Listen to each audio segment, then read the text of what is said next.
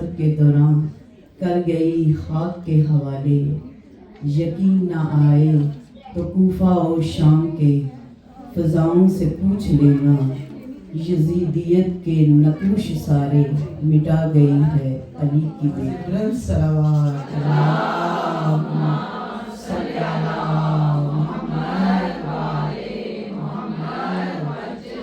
سورۃ الفاتحہ بنظر شہدائے کربلا، سینان کی خوشام، مدفون جنت البقیع، جنت المعلی، وادی السلام، شہدائے صالحین، جملہ مومن و مومنات۔ سورۃ الفاتحہ۔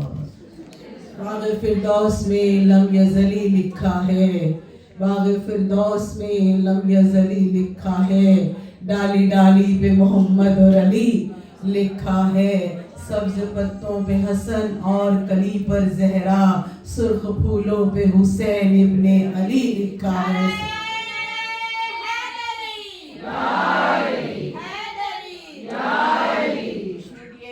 شاہ نجف بلند تر صلوات اللہم صلی علی محمد۔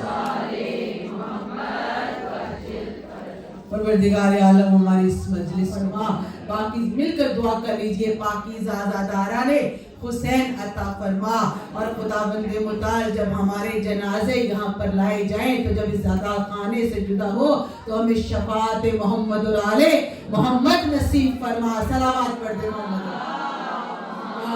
صلی علی محمد آل محمد عجل فرجہم۔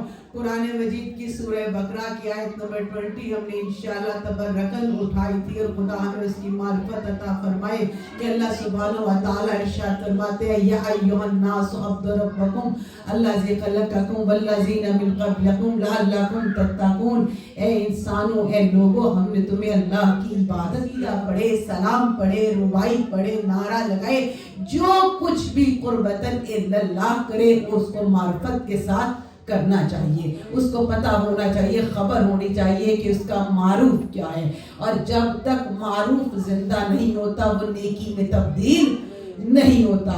معروف کو اگر آسان لفظوں میں کہیں تو معروف یہ نہیں ہے کہ نیکی کو امر کرو، یعنی نیکی کو زندہ کرو۔ معروف کا اصل میننگ یہ ہے کہ عرفان کو بلند کرو۔ کس کو بلند کرو؟ عرفان کو بلند کرو، اور عرفان کیا ہے؟ علم ہے۔ جتنا آپ کا علم بلند ہو جائے گا اتنی آپ کی معرفت بلند ہو جائے گی، اور جتنی آپ کی معرفت بلند ہو جائے گی اتنا آپ کا بدن اور روح آپ کا عمل کرنے کے لیے تیار ہوگا۔ بنت الحسین موجود ہے اور خود پکار کر کہا کہ کربلا کا قافلہ ختم نہیں ہوا، عاشق کربلا کا قافلہ چل رہا ہے، اور اس کا سپہ سالار کون ہے؟ امام زمانہ، صاحب العصر والزمان، امام عادل صلی اللہ محمد۔ امام عادل خود سپہ سالار ہے، تو رکھیے یعنی کہ یہ وہ لڑی ہے کہ جس کا پہلا بھی محمد ہے، جس کا پہلا بھی محمد ہے، جس کا اوسط بھی محمد ہے، جس کا آخر بھی محمد ہے۔ خالق نے اس طرح سے سنوارے ہیں محمد، ہر دور میں ہر شخص کو پیارے ہیں محمد۔ اکثر در زہرا پہ یہ جبریل پکارے، پیغام کسے دوں یہ تو سارے ہیں محمد۔ سلام